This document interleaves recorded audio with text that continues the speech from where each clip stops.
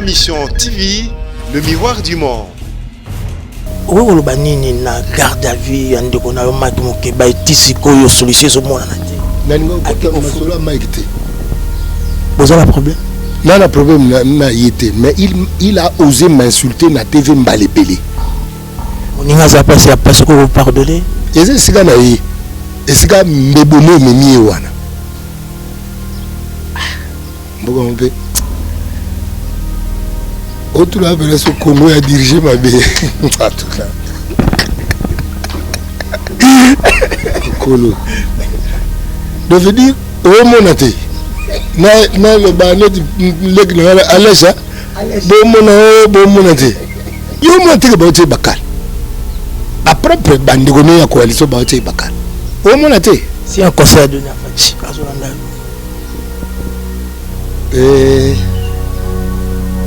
Mbele lo ka fere tala simazonga moto jangu balu wana mwasi na bana na ina kuta na bangu na lakisa bangu tata wana mande faza moto alukuta fongola matoi mwana o kae bokeseni zali kati ya moto na ebwele nyama salela kakaka stena ye moto asengele asalela makanisi mayi yango moyibi akokoza honorable te moyibi akokoza excellence te kombo bapese bango mosengo mutu apese bon kombo bien que les médiocres dégagent. Ma mission TV, le miroir du monde.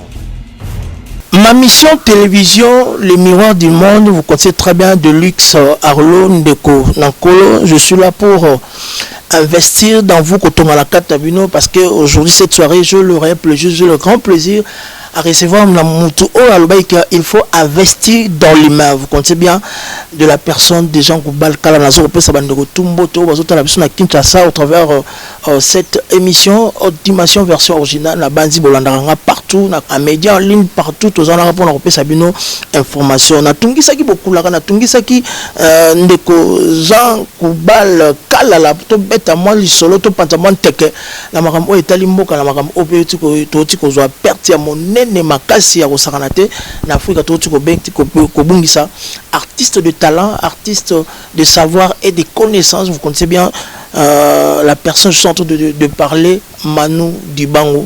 Tout ça moi quand même ma solo ya solo nan de kozon ko bala qui je dis bonjour beaucoup là. Bonjour Ndeko Deluxe. Le sako. Na monde à monde confinement kaka. Nko joy. Aujourd'hui matin au vandi makamozo le kalamboka na biso. Tant que le virus est dérangé, aux patriotes monnaie, aux motos, aux banabiso, investir dans l'humain. Quand on a quatre motos d'une manière ou d'une autre, na base bien au cas où mon compte lobaki et puis deuxième discours na et puis n'engue peso kende. Mais ma camarade ici matin la population, il y a congolais. Les candidats to kozani. Nazongika na investir dans l'humain ango. Koboko la mayele. Na kati ya congolais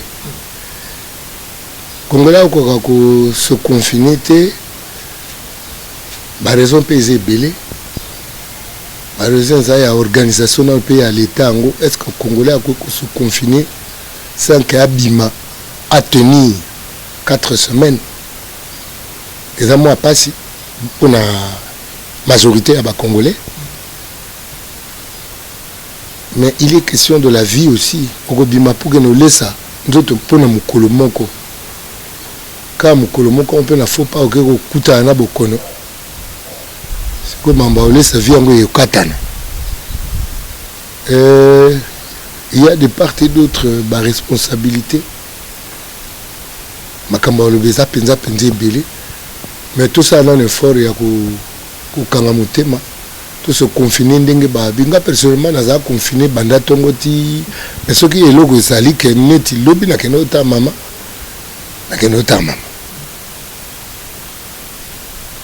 donc voilà mais ça zo pesa ba règle au Fogolanda ba règle d'hygiène ya kosokola ka maboko tango surtout ko pesa na mbote na ko pepanaka nkolo to comme ko ba mettre ça en ligne. biso to matawa jime bana mboka bazo ko supporter makambo o mokonza mboka lobité système o ya confinement tondo vanda kaka bo na bamboka mususu ezata mikila poto bapesi bango courant na mai ofele et puis babakiseli bango na internet même siko par ya population yo zabi molobeli ozaka alanga nzembo te oza molobeli par no betalaka ba congolais to kena makambo ti wapi discours libuso quand même ça va ya mibale ba boy ba voyage o ba professeur Kinshasa ndeko Félix Tshisekedi Antoine Tshilombo ako cha manane en jeté ou beto kende to zalaka na ndako to suka makambo wapi olobi mandat musane za ko sala ba mandat te musane za ko sécuriser population na d'abord soki mokonzi aza otala mandat bokonzi eza esika na ye te mokonzi mosala na ye kosécuriser bato na ye d'abord bamanda wana nsima orapelenga bitumba ya bamanda omoni ndenge tomoni bandeko bautolekawa bitumba na bango ezala na bokonzi me bitumba na bango ezala na bakonzami ba bango te leur protéger, c'est-à-dire la population. Alors quand une autorité se bat pour rester au pouvoir, ici quand ils ont le pouvoir, nakanisi chef de l'État a eu ma décision. Na sens il y a protection à la population nae. Na ko féliciter pour na wana. Mais je reste dans ma vision, il y a investir dans l'humain parce que tango yozo le baka bamboka mosusu ba pesi bango courant ofele mai ofele yo bité que so ba dégager que moi mon tamo bopo to courant to mai comme la pesi ofele l'homme congolais n'étant pas encore humanisé comme il faut à Gozambo matin na poche. Comment beaucoup comprennent que tous en miyibi na ba haute fonction il y a l'état. C'est parce que les gens ne sont pas encore très humanisés. C'est-à-dire par exemple le Koso il y a mais je crois qu'il arrivera un moment oh batami bina bata le Koso ba ozalaka suna ba poste te parce que c'est une honte. C'est une honte pour Namboka. Comment on a que Moutalati Kasaka a tiré malasi à ça Moutuka Kitoko, mais comme on est Moïbi. Nous devons dépasser ça. Nous avons besoin, na époque, na bateau bazo Konza, ba gouverner bien et ba rendre possible gouvernement à venir. C'est-à-dire ne pas mettre les bâtons dans les roues de mon bout de baki après moi le déluge. Tout ça dans le cas il y a déluge. Bah toi déluge, bah ça biso comme nini autre bien on y. On va salir échange ya ba comment on ni ko kimingai alternance. Bino bo sala alternance boli ko kindate wala alternance a komboni. Alors quand on dirait toi la déluge mon bout de baki. Phrase moko zana ngai il y a philosophie. Tout art de gouverner porte la responsabilité de la possibilité d'un art de gouverner futur. C'est-à-dire celui qui est en train de gouverner porte la responsabilité, il y a la possibilité que Batobaoya Sima va gouverner dans la paix. Et cela pour les générations actuelles et les générations futures. Naké na explication belé pour na goloba que la maladie est écoulée. Mais Congolais faut pour na golongango investir dans l'humain. Nous devons humaniser le Congolais afin que tout misarasu mihibite. Merci ndeko Jean Kobal Kalala et sala biso malamu mingi biso soué na biso posa na biso ezalaki komona ndeko Jean Kobal na parlement pour na kolobela biso. Mais ngana ebi to salaki ba campagne to salaki makelele ba plateau. Vous avez beaucoup investi dans l'humain sur le terrain. Na banzela ba banderole ba panneau même ba yemba ki pona yo. Tout le monde a qui un jour quelques jours comme ça na parlement tout d'un coup comme ça va boycotter puis makamo. Mais makamo on a ocha makele ocha suma makele était otika me kaisa ka bon. On va no kimia comme si rien n'était mais ozaki oh le peuple peuple lingaki ata kolo na lola lingaki yo ata bato basepelaki na yo. Nous, on a reçu le message, on a reçu des appels qui venaient au travers le monde. Mais pour la niveau la qui vient de causer en Kobal. Oui, salamaki, salamaki. N'oba que nga naza alanga nzembo et puis mon sanangé zali chercher à investir dans l'humain. Tant on a bandit quoi investir na kata congolais naza député te. Soko ki banzemu nanga au comprendre rôle na joua kana kati ya société malgré bato bana miso komona te bato bana mato ya ko kate kuzongisa nga mingi simate po miyibi ona goloba moko na bango azo esikananga des gens en costume qui ne peuvent pas être appelés honorables bato a moyibi comment on est normalement za moyibi c'est pas le costume qui fait l'honneur ya moto eza misala na ye tata wana azalaki na ministère ya budget ayibi nanu kuna parce que bafictif eyebeli masolo ya ministère ya budget na yebi yango kasi baactuel mpe bayebi ka en son temps akorendre bacompte ya makambo wana na makambo na ngai wana leleka yango déjà soki ovandaki meza biso basala esaki mopatas na ndenge asisa biso population biso peuple oyo tolingaki yo olingaki te biso so bombela biso sekele babe olia quand même au patas na yo naza genre wana te tango baninga ba mise ba yembele kabila nga boyaki et puis après yango ta on a auto boya koyemba kuna bata ya UDPS bayaki wa bayebi que papa Etienne Azaki le politicien na ando linga pe ko kumisa mingi bata UDPS bayeyo sala nzembo pona papa Etienne na bité na yemba ka banzembo ya ba ndenge wana te. Je garde mon soutien à papa Etienne mais banzembo wana na yemba ka ngote nanga kombela bato te mes chansons on yembela bato za ba fiction so na nga yembela eloko na ko yembela ke za nkulu eloko te ekelamu au fait kolo pas ekelamu te yende mokili nde na ko benga se ekelamu ndada bilo ya sali ba evre na ye yemo nde mokili ya ko benga mikelamu te po ya kelama te bo wana za makanisi ka gezo wana mutu na za genre wana te ya bato na boya koyembela mikonzi minene ko le ka aventurer wana bona kenda kuzambongo na et puis na yebi ke za moyibi non je suis pas ce genre de personne na yebi que Congolais a kakwama bomoto moa mingi yango Congolais a koma ko defisa bouyer na bato soto mosusu te bao bakanisi te ngai na koga kolia mbongo ya moyibi et puis moto azana sonita Dieu esika ba population evotaka ngai c'est-à-dire que par respect pour cette population qui m'a voté na kokenda kolia mbongo ya moyibi wana te ayeko ko kitana ngai na moyibi je veux que wana bato bazana ngo clair na alia ka mbongo moyibi te déjà na lokota mbongo na nzela te et vous a pas sinali ya mbongo moyibi voilà. Pour ce temps de confinement, que veux-tu pour le Congolais au Congolais Naba konzi, naba imboka ba otalo sikoyo. Pour ça les amis.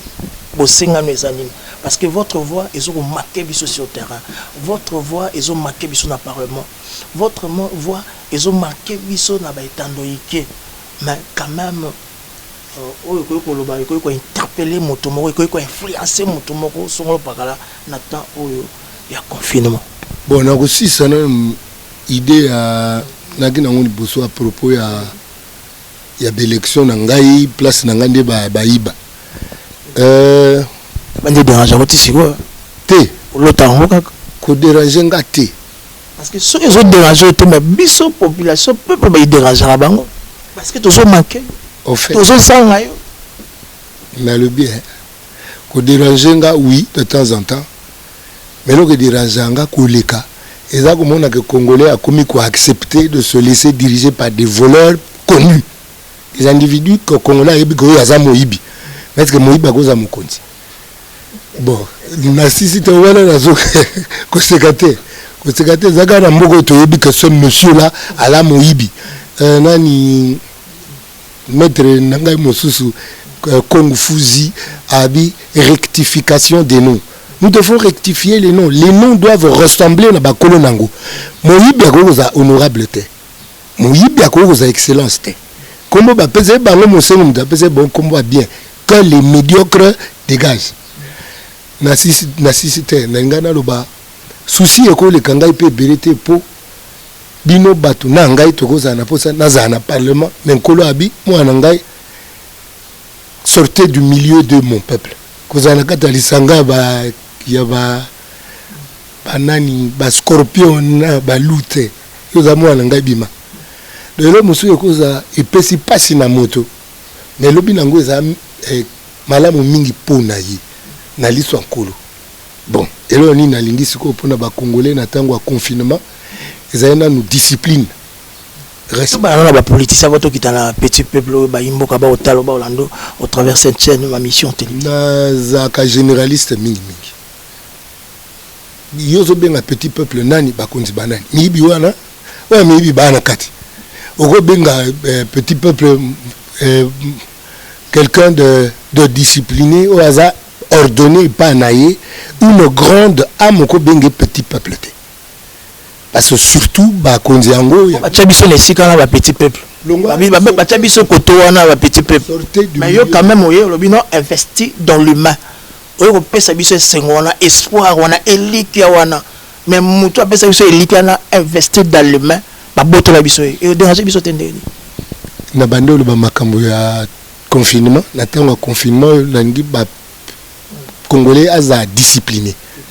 Ezala bateau yo benga ba grand peuple, ezala bateau yo benga ba petit peuple. Bazala discipliné pour na kotosa makambo et lobami. Et puis respect, discipline. Discipline au contenu makambo so wana discipline za babi sokola maboko mingi mingi. To sokola maboko mingi mingi. Ko pesa na mbote na maboko te. To pesa na mbote na maboko te. O ba yambi bisou ni éliminer mikolo tozana virus wana zana kuluna donc et c'est que bato bazala discipliné c'est-à-dire que tout ça maye OMS na bakambi na biso balobi voilà. Merci de Jean Goubal au travers de cet entretien ce grand magazine en dimension tout sur la qui ovezo sala biso esengo mingi motuna musuna ngina tuna oyo ezo ko terroriser bato na ndenga osanate après on a 4 hauts politiques ozali moyembi ya osanate ozali moto oyo nzebo na ye ba loyembo na texte na ye za na sanité te za na connaissance pe na savoir moko na ndenga osanate to tu perdre Manu Dibango un grand parmi de grands na mboka na biso ya Afrika tant que message voilà c'est quand artiste camerounais Manu Dibango et comment là que na moment nini nangonga nini et puis ce que vous gardez à sa personne en étant artiste des années. Oui, comme il y a un confinement, on a TV et puis on a des réseaux sociaux. Manu na habité na mona gelu kwa père na ngai mubu. Et puis na lio ba que Manu ayaka kisasa ko affûter ba arme na ye na musique. À côté de l'Afrique en jazz et pas Grand Calais. On a beaucoup de musique il fait partie des grands musiciens au monde. Mamako sa Michael Aimbango. Écoute les Gembongo n'allait balanda qui ma camarade a droit d'auteur. Mais aussi m'appelle que Manu Penaler Moller a yoga biso.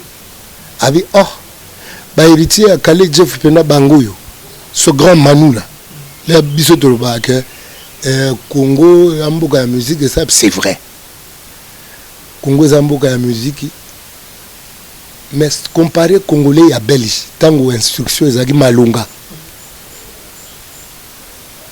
au moment que misala pe ezaki malunga pour instruction ezaki malunga banda au comparer congolais. Il y a mon bout au sentir que corruption bande au kota musale bande au biba. Ce que comparer ba congolais pere et puis bah continuer au cancer baba musicien. C'est-à-dire l'homme est devenu mounia tornado zmoko comprendre. L'homme congolais. Il y a un va investir dans l'humain. Comparé à banana outina belge, bien que belge ba traitement n'est ya biso. ezaka malunga te mais côté na ezaki malunga au moins la qualité à travail ba père na biso ba père à kalawana tato asuki na 4e des humanités sur 4e so ni so akomeli o mokanda au sentir que tato akomi mokanda mais lelo za ba livre mususu ya ba professeur soko tangi bo mituni au professeur asali TP ya graduat ou bien komi livre et puis on a livre za na couverture ya kitoko mais quand il nul la nullité des profs ya lelo tu sens que c'est un professeur, c'est-à-dire c'est quelqu'un qui a eu diplôme ou il y a doctorat. Mais au bando colia makamba comme au côté oh no quoi nul ndeni. Oui bi toni ko flatane trop. Toni ko flatane trop ngana ebi. Biso za moi chance ya utanga ba collège Albert premier wana ele na bandela angu. C'est parce que quand le collège te permettre de les mots au livre un professeur d'université au sentir il est nul. Vous comprenez? Pourquoi? Parce que et puis congolais en gros surtout l'andi kala avant tout coup on a esclavage n'habité congolais bando vivre ndeni mais surtout bandika oh Léopold au kata bâtiment beaucoup les fantômes du roi Léopold. Surtout le Léopold a monique Moukilmombe Baloukelier a dû Congo a peut-être dégonner la Belge. Tu continues la colonisation. Colonisation est une fimbo indépendance. Indépendance ba père na so ba bongama peut bien pénétrer dans l'humanité. Parce que ko potano ba potana ki il ba du indépendance ya mo mtiti le même biso. Il faut que vienne le temps des hommes. Il faut que vienne le temps des humains pour na Congo na biso ekenda liboso. Ezali pena parenthèse ya monini. Manu Dibango c'était un grand musicien où il a affûté ba harmonie la musique. Awa. Vous avez la chance à Kutana. Ouais. Quand ça na kini avec la terre na ba vierei. Venez na bango ba betaki festival ya est-ce que vous avez besoin de temps au soir en étant sur le plan culturel? Parce que vous avez côtoyé beaucoup de gens, Jean Koubal Kalala. Peut-être ma solo, mais les solos, ils ont un fil conducteur, ceux qui m'ont envoyé à Congo, Yakala. Abanota la Congo, Alelu, et puis ça passe si moko. Mais le réseau, ça passe. Et ça que à regarder nos dirigeants, bana posa ozongisa Congo na niveau na été honnête France Fanon na ndoloba l'Afrique a la forme d'un revolver dont la gâchette est placée au Congo mais gâchette on dirait na bati angote et on a dit on a zoba il faudrait que viennent les humains pas diriger Congo avec un cœur d'humain un cerveau d'homme. Bah, doit diriger Congo, doit diriger Mabé, selon eux. Nous osons voir la vie. Tout le monde est quelque part. Ndeko. Rwanda a pays émergent, Nabilo Gazo Yiba. Azwate. Yiba. Et pas au Bomabakolo Nango. A comme pays émergent dans le monde. Vous voyez ça là? En fait, Rwanda n'a pas Yiba. Binsengal et Azo Yiba un côté kuna. Ne va dire mais on a ça côté atabakene na kamuna sa pour nous taper trouble kuna. Mboga mbe. Autre là veut se Congo a dirigé ma bé. En tout cas. Kolo. Devait dire au monate. Na le banet leg na alaja. Bon monate. Ah quand même de Ronald Fatia à la place état de droit payé quand même à mieux sur zone à la moi on va la sobunda yo boyango Fachi ndena yebeli mwana chichi auti na ndako état de droit mais ba copie ya yo sana ba FCC wana effréné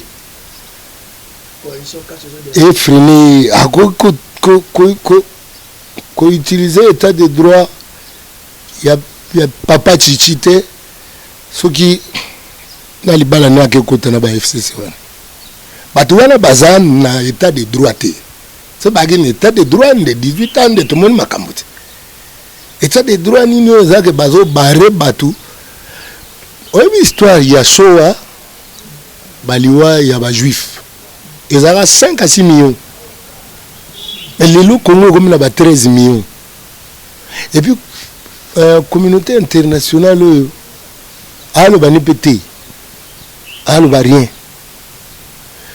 te Congo eza dirigé bien te peut-être fatia na motema bien mais na coalition ne wana akoka yo mwa teke baotie bakala bapropre bandeko ne ya coalition baotie bakala omona te si un conseil à donner à Fachi azolanda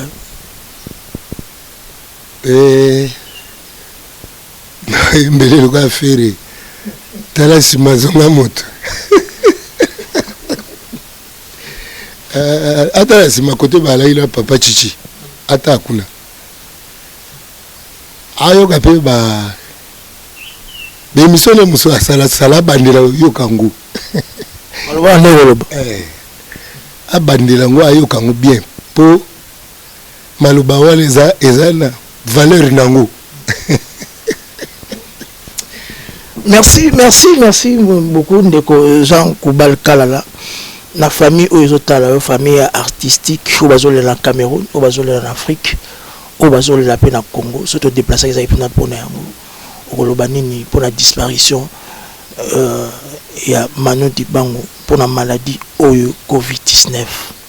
Sur les alliés retransmettre message on a banni Olanda parce que yo balanda ko bayo kakayo Olobanini parce que il est déjà parti biso batotikali tozo mail na nini parce que à Pesaki tout le monde savoir naï tout le monde mamakamo naï bela sali au travers le monde parce que biso batotikali totikali to simbani to présenter nos condoléances na famille biologique naïe entre temps biso pe famille artistique naïe to yambi ba condoléances à batoyon surtout manu pa kolaki na âge ça kolaki pe na âge aleki 80 ans aleki déjà 80 ans lelo l'espérance de vie à l'Africain est comme il y a 46 ans 47 ans bon il n'est pas nouveau année là-bas l'Afrique n'est pas subir mais Nzambe mutapesaka Nzambe muta récupéraka Manu est parti mais Manu demeure. L'homme Manu est parti. L'homme meurt.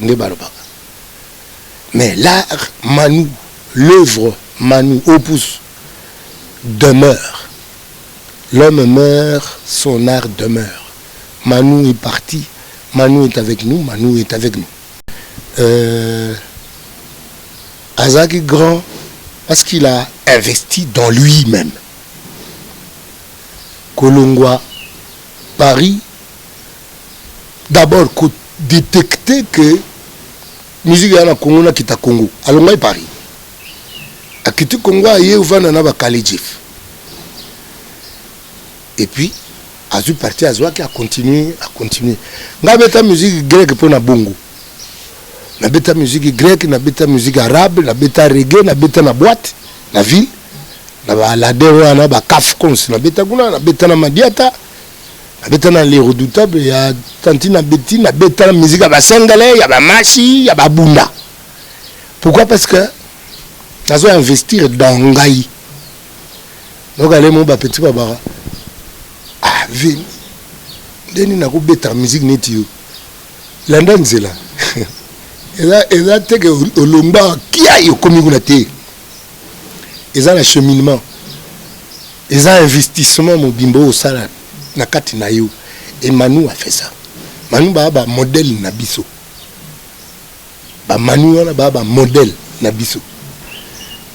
Ndenge ba virei pe baza. Ba virei ba modèle na biso. Ba loko wa kanza. Ba modèle na biso. Voilà. Modèle eza na cheminement. Modèle eza na discipline. Modèle eza na formation na auto-formation. Modèle ezana qui a été yebino musique to botamika bo grand prêtre. So Congo to na ba grand prêtre ba go sakana biso no ba petit mboka te na oki na Zambie ko to abando kata su makambo kote kuna. Mais batu wana ba yebi mukolo pena Congo e ko dirige même na humanité. Ebita le baka ke motema ya humanité et ezana pardon. Parce que bamboka nous a mike et ko tafuna maga un jour pasteur Ekofo Alobango.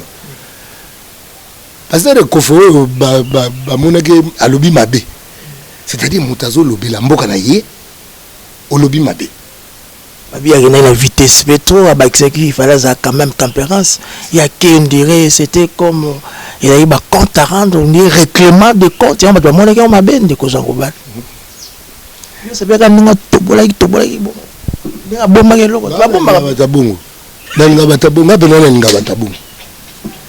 et puis, sauter l'église, il y a bruit. Batabongo va permettre. Babimi batabongo za musengo alobango ye Ekofo Alobango. Mais c'est ça aussi l'humanité. Investir dans l'humain et zo mema moto na dimension ya kokoka koyoka vérité sans que bimisa animosité ezana katnaï. Un homme dans lequel il y a investissement et le bosso ça a commis humain. Un humain a koka koyoka vérité sans que ça boniama. So ko moni il ba yebisi vérité ça boniama, c'est-à-dire un motondambo. Au motekoki na noté. Merci Ndeko Jean Goubal, nous citons déjà vers cet entretien. Il y a tout na Banini na garde à vie Ndeko na Maki Mokeba tisiko yo solution au monde na te. Vous avez un problème? Non, le problème n'a été, mais il a osé m'insulter na TV Mbalebele.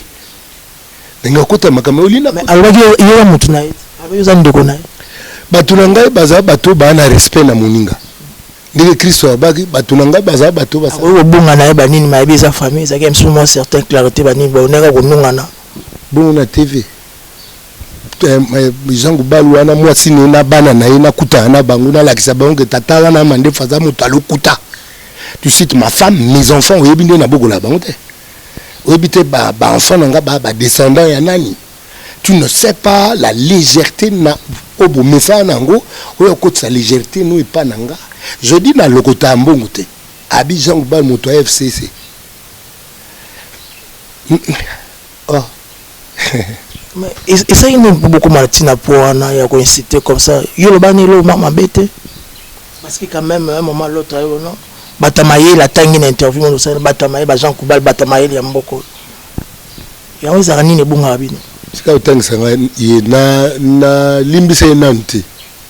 Peut-être qu'avec le temps na limbisa au moins ngade na vivre na tumula motote. Mais le gars la TV bandi ko finga Jean Goubal mo na mona collège Albert premier noko na nota na mindele mona oli abango na ma premier. Era mutu mote na lokota vie na ndenge bango basala wana. Moninga za passe ya parce que vous pardonnez. Et c'est ça na yi. Et c'est ka mbebono memi wana. Lole mundenge bakoma na mukanda, lole muzé na pouvoir ya bomo impe ya kufa. Mais il a calomnié Batebele. Na ba médisance na kati. Tout ce qu'il a dit sur moi était faux. Mais comment tu oses dire ça à la télé et tu cites ma femme et mes enfants? Jean Goubal wana kutana mwasi na bana nina lakisa bango tata wana ya mandefu wana za moto alokuta bana limba bo voter était. Attends. Tu parles aux gens qui m'ont vu devenir homme. Bato ba monanga de na okola. Bato wana ndo yebisa ba que Jean Goubal wana moto alokuta. Le bango pe na kutana mu comme sur tête de ville azoya na mboko na mbote na zoate. Yo za enfant na. Mais bon, petit frère, on manque grand frère respect. Grand frère, on peut y aller bien. Les gars, vous avez pas de limbisa. Salut, monsieur Lamassoulou. Merci beaucoup, merci mesdames et messieurs. J'espère bien que vous êtes en train de me suivre. Donc, j'aime vraiment parler avec Jean Goubal parce que connaissance bibliothèque est venue. ndeko Jean Koubal aussi si déjà livre na yo parce que malgré dimension ozali olingi kolemba formation te yo na formation olingi ka ko bakisa ba diplôme ba encadrement ba bele est-ce que livre on est comme sili déjà non belle formation que na ngoti wa maïle déjà ezali savoir et sa connaissance et sa popularité visible nous tous ça mais on continue toujours la formation monsieur vidéo na ba enkoy et puis sur la sisio ba enkoy na ke beta fufu yo peut-être que formation kolia komela ce qui va là il faut tanga pe ba laisser ka musunité faut laisser mayele et mingi surtout molimo nga personnellement na mona kolesa molimo ezaka na adoration parce que le batu ba kenda bon wana ya chapitre mususu na sisi livre te. Merci. Donc, en résumé, qu'est-ce qu'on peut retenir de vous pour cette journée au PCBSO, au CP de Makassi? J'ai privilège, opportunité au PCBSO interview dans mode confinement au Bandé Moussou. Difficilement pour l'accepter, mais pour les Congolais, on accepté quand même. En résumé, qu'est-ce qu'on peut retenir de vous pour tout Kabouano dans mon condalelo? Et aux Aka, tous se discipliner. Quand pour le coronavirus, mais pour la vie. Pour la vie mon bimba mon toyara mon nene plus discipline n'est pas au matin bandeko tous se discipliner tous amis na auto-censure et les anga biso yangwana c'est-à-dire mon ami yo que la mawa ataza moibi ami yo que la mawa na komo moibi ngi ba benga honorable ba benga excellence te auto-censure yo biso que noko yo ka soni. Parce que ce que yoga sonité c'est que conscience est zate. Ata yo yibi. Donc kazaka na il faut changer au combo. C'est-à-dire ce que na sonité c'est que conscience est zate. Alors tout mis discipliné, tout ça l'effort, tout ça la conscience. On ne peut pas devenir un grand pays na dimension nani. Nani France Fanon Andolo Bawana sans discipline. On ne peut pas devenir un grand pays na miyibi et belé toyebi ba kombo toyebi sika. Non. Miyibi wana faut ba dwa ba kenene sika na bango. Yibi nyoso toyebi pe bandako toyebi ndako bien faut ba zani sika miyibi faut ba zalaka. Ba to ba na discipline et sengel ba dwa misala wana ya ko konzaka bandeko. Parce que bako konza na bolingo d'abord na komilinga nanu yo penza parce que celui qui s'aime n'aime pas que sa chair, il aime aussi son âme, il aime aussi son esprit. Moyibi amilingi mingi ka musuni po banyongo mususu eza ya musunité banyongo mususu comme ya molimo mususu ya esprit. Alors yo soko suka no moyibi so suki na moyibi zeko za pila mutute. Et si nous appelons Bangombe na bataba. C'est d'ailleurs je disais, je parlais de la discipline. Tolinga discipline, tolinga ba valeur. Merci beaucoup de Jean Koubal. Vous avez moi mon au Congo. Toujours mon société sur terrain, malgré ma œuvre ça. Là où est allée actualité musicale. Il y a beaucoup de Jean Koubal, beaucoup de Condé Fapé Kato.